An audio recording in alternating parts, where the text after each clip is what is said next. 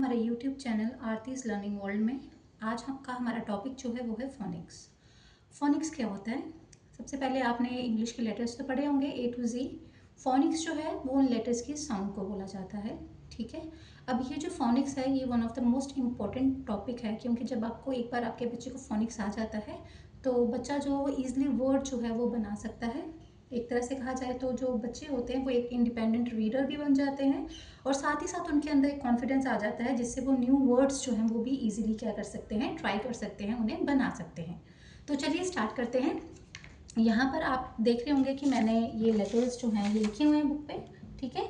तो यहाँ पर ये जो आप ब्लू पेन से देख रहे हैं, ये मैंने इनकी साउंड्स लिखी हुई हैं, फोनिक साउंड्स लिखी हैं इन लेटर्स की, ठीक है, हिंदी में, ताकि आपको इजीली जो है वो समझ आ सके।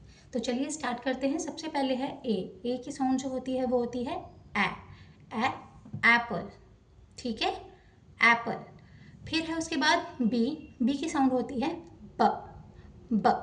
दोनों लिप्स को दबा के फिर आपने इस अक्षर को बोलना है ब, बॉल, ठीक है। फिर है उसके बाद सी की साउंड जो है वो लिखने में क है, पर जब आप उसे बोलते हैं तो इसमें हल्की सी ख की आवाज़ आती है। फॉर एग्जाम्पल कैट, कैट, देखा आपने, इसमें थोड़ी सी ख की आवाज़ आई है, ठीक है। फिर आ जाते हैं हम उसके बाद डी की आवाज़ जो होती है फोनिक साउंड, उसे हम बोलते हैं ड, डॉग, डॉल, ठीक है। फिर उसके बाद ई अल्फ़ाबेट, इसकी जो साउंड होती है वो होती है ए।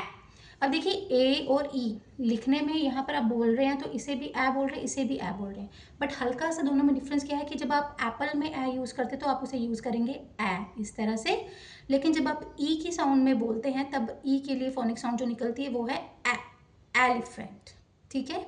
अब उसके बाद आ जाता है एफ की साउंड जो है वो लिखने में क्या है फ, बट इसमें थोड़ा सा फर्क क्या आता है कि जब आप इसे बोलने लगते हैं तब आप इसे ऐसे बोलेंगे, ठीक है। दांतों को हल्का सा आपने अपने क्या करना है, लिप्स पे प्रेस करते हुए फिर आपने इस साउंड को बोलना है फिश, ठीक है। ध्यान रखिएगा जब आप बोलते हैं तो हल्की सी इसमें मुंह से आपके क्या निकलती है, थोड़ी हवा भी निकलती है, तो इसलिए ये एफ की साउंड जो है वो क्या होती है फिश। फिर आ जाता है उसके बाद जी की साउंड होती है ग, ग्रेप्स। फिर है उसके बाद एच की साउंड जो है वो लिखने में क्या है ह, पर इसमें भी हल्का सा फर्क जो है वो डिफरेंस वो ये है कि जब आप इसे बोलेंगे तब आप इसे बोलेंगे एक तरह से आपने क्या किया है, मुंह से हवा निकालते हुए बोलना है इसे हैन, ठीक है। फिर है उसके बाद आई। अब देखिए आई की जो फोनिक साउंड होती है ना वो होती है ई, जैसे कि इग्लू, इंक, ठीक है। बट यहाँ पर आई जो है वो आई की तरह ही साउंड कर रहा है आइसक्रीम। तो ये एक अलग टॉपिक है जिसमें मैं आपको बताऊंगी कि लेटर्स जो हैं वो कब अपनी साउंड सेम देते हैं और कब उनकी साउंड जो है वो अलग होती है, ठीक है। तो देन उसके बाद हम आ जाते हैं अपने नेक्स्ट अल्फ़ाबेट पे। हमारा जो नेक्स्ट अल्फ़ाबेट जो है वो है जे की जो साउंड होती है वो होती है जग। की साउंड जो है वो भी लिखने में क होती है, पर जब आप इसे बोलेंगे तो ये आवाज़ देगा ख की, जैसे कि खाइट, ठीक है। देन उसके बाद है एल की आवाज़ जो होती है वो होती है, लिखने में ल है, पर जब आप इसे बोलेंगे तब आप इसे बोलेंगे इस तरह से यानी आपने अपनी टंग की टिप को जो है अपने मुंह के ऊपर लगाते हुए टच करते हुए इसे बोलना है लॉइन, ठीक है। देन उसके बाद नेक्स्ट अल्फ़ाबेट जो हमारा आ जाएगा वो है हमारा एम की फोनिक साउंड जो होती है वो होती है म, पर आप इसे म नहीं, आप इसे बोलेंगे यानी दोनों लिप्स ऊपर और नीचे के लिप्स को आपने प्रेस करते हुए फिर अपने मुंह से अंदर से ये आवाज़ निकालनी है और इसे बोलना है मैंगो।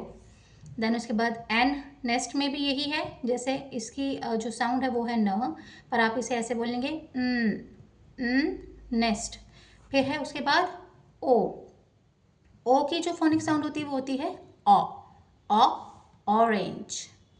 फिर इसके बाद पी की साउंड लिखने में प है, पर इसमें भी आपको क्या करना है, जब आप बोलेंगे तब ये थोड़ा सा फ की आवाज़ निकालेगा, पैरेट, पिजन, पीकॉक, ठीक है। फिर आ जाते हैं हम अपने नेक्स्ट लेटर क्यू पर। क्यू की साउंड जो होती है वो होती है क्व, आधा क और व दोनों मिलके क्या बनाएंगे क्व, क्वीन, क्वेल, ठीक है।